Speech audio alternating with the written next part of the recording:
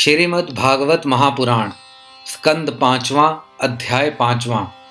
ऋषभ जी का अपने पुत्रों को उपदेश देना और स्वयं अवधूत वृत्ति ग्रहण करना। श्री ऋषभ देव जी ने कहा, पुत्रों, इस मृत्यु लोक में यह मनुष्य शरीर दुखमय विषय भोग प्राप्त करने के लिए ही नहीं है। ये भोग तो विष्टा भोजी सूकर कुकर आदि को भी मिलते ही हैं। इस शरीर से दिव्य तप ही करना चाहिए, जिससे अंतःकरण शुद्ध हो, क्योंकि इसी से अनंत ब्रह्मानंद की प्राप्ति होती है। शास्त्रों ने महापुरुषों की सेवा को मुक्ति का और स्त्री संगी कामियों के संग को नरक का द्वार बताया है। महापुरुष वे ही है जो समान चित्त, परम शांत, क्रोधहीन, सबके हित चिंतक और सदाचार संपन्न हो, अथवा मुझ परमात्मा के प्रेम को ही जो एकमात्र पुरुषार्थ मानते हों। केवल विषयों की ही चर्चा करने वाले लोगों में तथा स्त्री, पुत्र और धन आदि सामग्रियों से संपन्न घरों में जिनकी अरुचि हो और जो लौकिक कार्यों में केवल शरीर निर्वाह के लिए ही प्रवृत्त होते हों। मनुष्य अवश्य प्रमादवश कुकर्म करने लगता है, क्योंकि उसकी वह प्रवृत्ति इंद्रियों को तृप्त करने के लिए ही होती है। मैं इसे अच्छा नहीं समझता, क्योंकि इसी के कारण आत्मा को यह असत और दुखदायक शरीर प्राप्त होता है। जब तक जीव को आत्म तत्व की जिज्ञासा नहीं होती, तभी तक अज्ञानवश देहादि के द्वारा उसका स्वरूप छिपा रहता है। जब तक यह लौकिक दैविक कर्मों में फंसा रहता है, तब तक मन में कर्म की वासनाएं भी बनी रहती हैं और इन्हीं से देह बंधन की प्राप्ति होती है। इस प्रकार अविद्या के द्वारा आत्मस्वरूप के ढक जाने से कर्म वासनाओं के वशीभूत हुआ चित्त मनुष्य को फिर कर्मों में ही प्रवृत्त करता है। अतः जब तक उसको मुझ वासुदेव में प्रीति नहीं होती, तब तक वह देह बंधन से छूट नहीं सकता।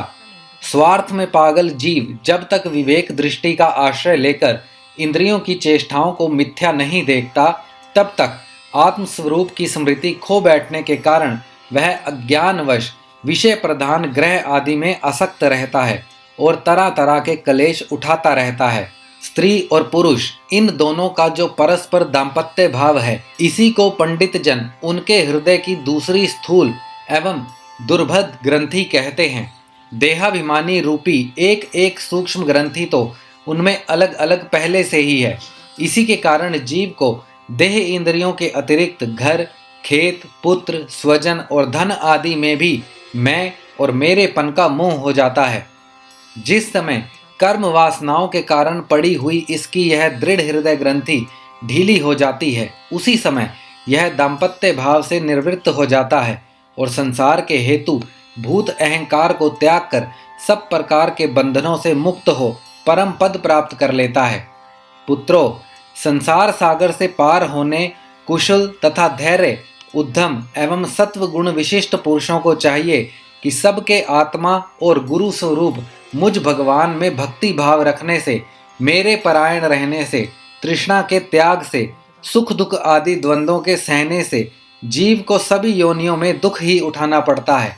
इस प्रकार से तत्व जिज्ञासा से, तप से, सकाम कर्म के त्याग से, मेरे ही लिए कर्म करने से, मेरी कथाओं का नित्य प्रति श्रवण करने से, मेरे भक्तों के संग और मेरे गुणों के कीर्तन से, वैर त्याग से, समता से, शांति से और शरीर तथा घर आदि में मैं मेरेपन के भाव को त्यागने की इच्छा से, आध्यात्म शास्त्र के अनुशासन से, एकांत सेवन से, प्राण, इंद्रिय और मन के संयम से, शास्त्र और सत्पुरुषों के वचन में यथार्थ बुद्धि रखने से, पूर्ण ब्रह्मचर्य से, कर्तव्य कर्मों में निरंतर सावधान रहने से, वाणी के संयम से, सर्वत्र मेरी ही सत्ता देखने से, अनुभव ज्ञान सहित तत्व विचार से और योग साधना से अहंकार रूप अपने लिंग शरीर को लीन कर दे।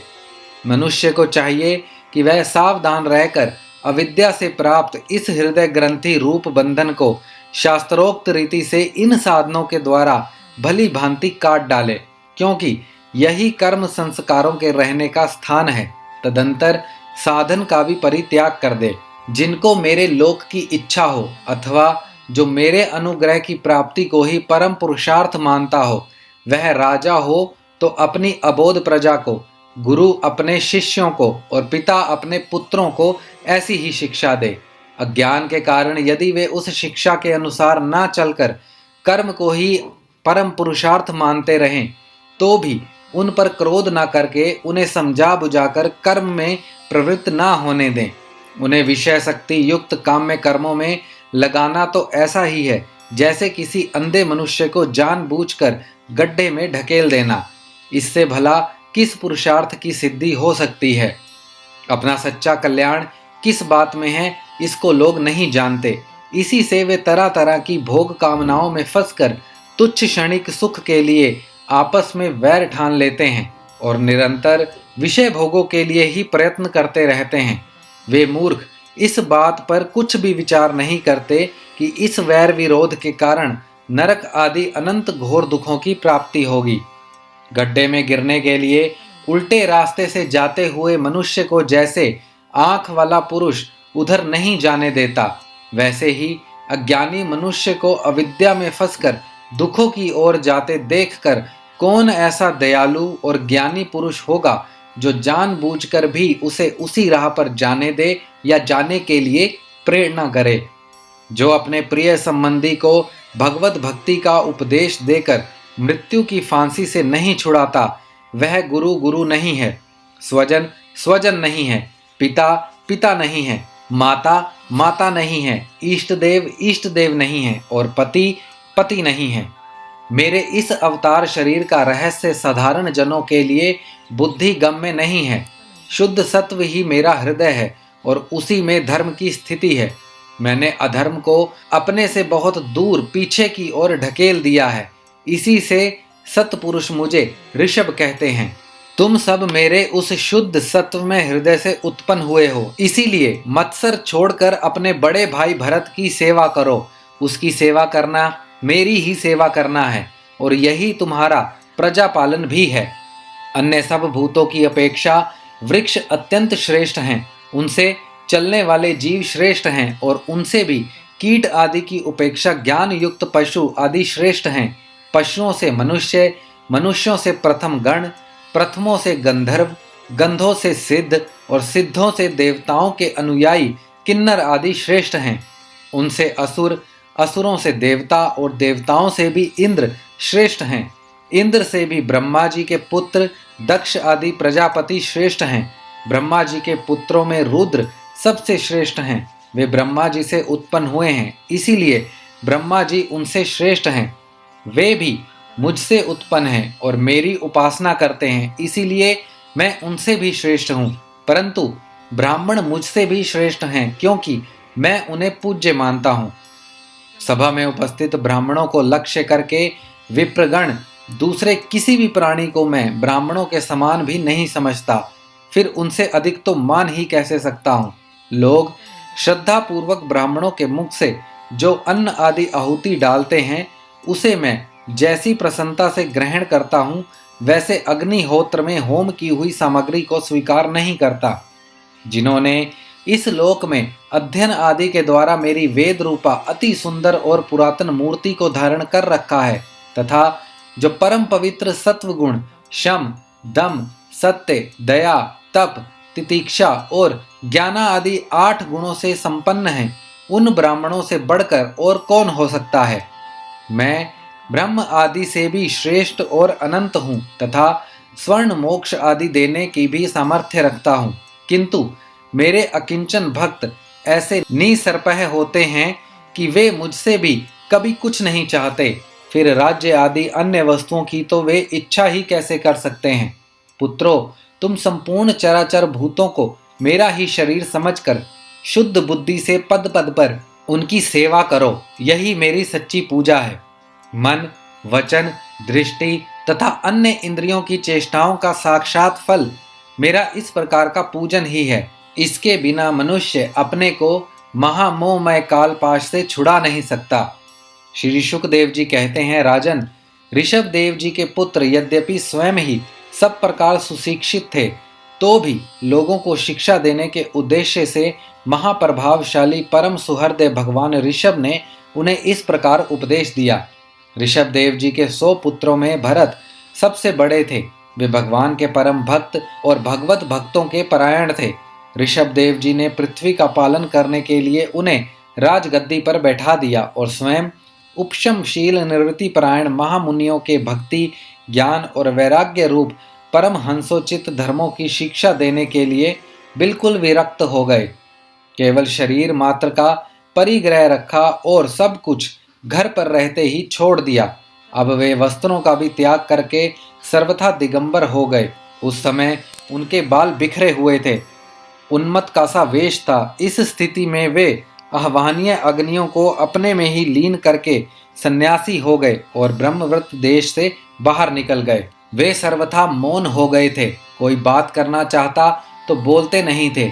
जड़, अंधे, बहरे, गूंगे, पिशाच और पागलों की सी चेष्टा करते हुए वे अवधूत बने जहां तहां विचरने लगे। कभी नगरों और गांवों में चले जाते तो कभी खानों, किसानों की बस्तियों, बगीचों, पहाड़ी गांवों, सेना की छावनियों, गौशालाओं, अहीरों की बस्तियों और यात्रियों के टिकने के स्थानों में रहते। कभी पहाड़ों, जंगलों और आश्रम आदि में विचरते। वे किसी भी रास्ते से निकलते तो जिस प्रकार वन में विचरने वाले हाथी को मक्खियां सताती हैं, उसी प्रकार मूर्ख और दुष्ट लोग उनके पीछे हो जाते और उन्हें तंग करते। कोई धमकी देता, कोई मारता, कोई पेशाब कर देता, कोई थूक देता, कोई ढेला मारता, कोई विष्ठा और धूल फेंकता, कोई अधोवायु छोड़ते और कोई खोटी खरी सुनाकर उनका तिरस्कार करता। किंतु वे इन सब बातों पर जरा भी ध्यान नहीं देते। इसका कारण यह था कि ब्रह्म से सत्य कहे जाने वाले इस मिथ्या शरीर में उनकी अहंता, ममता तनिक भी नहीं थी। वे कार्य कारण रूप संपूर्ण प्रपंच से साक्षी होकर अपने परमात्म स्वरूप में ही स्थित थे। इसीलिए अखंड चित्त वृत्ति से अकेले ही पृथ्वी पर विचरते रहते थे। यद्यपि उनके हाथ, पैर, छाती, लंबी लंबी बाहें, कंधे, गले और मुख आदि अंगों की बनावट बड़ी ही सुकुमार थी, उनका स्वभाव से ही सुंदर मुख स्वाभाविक मधुर मुस्कान से और भी मनोहर जान पड़ता था। नेत्र नवीन कमल दल के समान बड़े ही सुहावने, विशाल एवं कुछ लाली लिए हुए थे। उनकी पुतलियां शीतल एवं संताप हारिणी थी। उन नेत्रों के कारण वे बड़े मनोहर जान पड़ते थे। कपोल, कान और नासिका छोटे बड़े न होकर समान एवं सुंदर थे तथा उनके अस्फुट हास्य युक्त मनोहर मुखारविंद की शोभा को देखकर पुर नारियों के चित्त में कामदेव का संचार हो जाता था। तथापि उनके मुख के आगे जो भूरे रंग की लंबी लंबी घुंघराली लटें लटकती रहती थी, उनके महान भार और अवधूतों के समान धूली दूसरित देह के कारण वे घृत ग्रस्त मनुष्यों के समान जान पड़ते थे। जब भगवान ऋषभ देव ने देखा कि यह जनता योग साधन में विघ्न रूप है और इनसे बचने का उपाय भित्स वृत्ति में रहना ही है, तब उन्होंने अजगर वृत्ति धारण कर ली। वे लेटे ही लेटे खाने पीने, चबाने और मल मूत्र त्याग करने लगे। वे अपने त्यागे हुए मल में लौट लौट कर शरीर को उससे सान लेते। उनके मल में दुर्गंध नहीं थी, बड़ी सुगंध थी और वायु उस सुगंध को लेकर उनके चारों ओर 10 योजन तक सारे देश को सुगंधित कर देती थी। इस प्रकार गौ, मृग और कंकादी की वृत्तियों को स्वीकार कर वे उन्हीं के समान कभी चलते हुए, कभी खड़े खड़े, कभी बैठे हुए और कभी लेटे लेटे ही खाने पीने और मल मूत्र का त्याग करने लगते थे। परीक्षित, परमहंसों को त्याग के आदर्श की शिक्षा देने के लिए इस प्रकार मोक्षपति भगवान ऋषभ देव ने कई तरह की योग आचार्यों का आचरण किया। वे निरंतर सर्वश्रेष्ठ महान आनंद को अनुभव करते रहते थे। उनकी दृष्टि में निरुपाधिक रूप से संपूर्ण प्राणियों के आत्मा और आत्मस्वरूप भगवान वासुदेव से किसी प्रकार का भेद नहीं था। इसीलिए उनके सभी पुरुषार्थ पूर्ण हो चुके थे। उनके पास आकाशगमन, मनोजवित्व, अंतर्ध्यान, परकाय प्रवेश, दूर की बातें सुन लेना और दूर के दृश्य देख लेना आदि सब प्रकार की सिद्धियां अपने आप ही सेवा करने को आई, परंतु उन्होंने उनका मन से आदर या ग्रहण नहीं किया। श्रीमद् भागवत महापुराण स्कंद 5वां अध्याय 5वां समाप्त।